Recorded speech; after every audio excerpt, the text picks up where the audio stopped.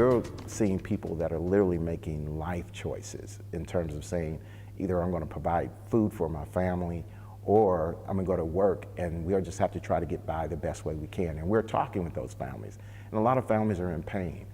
In Kentuckiana, 1 in 7 people struggles with hunger. While that stat is tough to take in, Dare to Care CEO says the need is growing as we speak.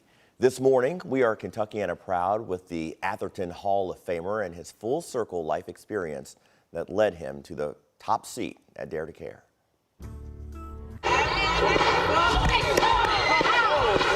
May 17th, 2012, it was around 11 o'clock. I was in my office. And unfortunately at that time, I was used to hearing gunshots on 32nd and Greenwood. 10 years ago, Vincent James was a pastor at Elim Baptist Church when 2 young men who had attended his church as kids were fatally shot right outside. I thought I was in a war zone and thought in my mind, it was like, how can this happen? And then 2 hours later, another young lady with news reporters, detectives, everyone was around trying to, see what was happening, what was going on.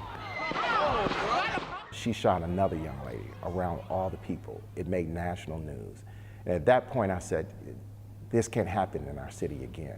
That stance was not just lip service. James dived all the way in. First, he volunteered on a task force created by Mayor Greg Fisher. The work of that task force led to the creation of the Office of Safe and Healthy Neighborhoods, where he'd ultimately work as the chief of community building. Perfectly set me up for an opportunity to be able to lead Dare to Care. What James knows to be true is this: there is a relationship between food insecurity and violent crime. An increase in one often equals an increase in the other.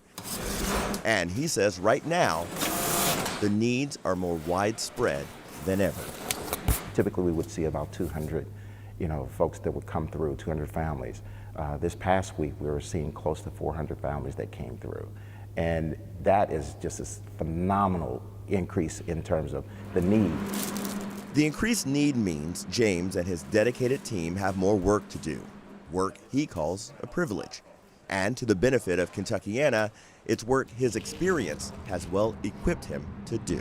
And so that's what we're attempting to do here in terms of not only continuing to feed folks with excellence and providing dignity, but also how do we even prevent folks from even being in the line to begin with.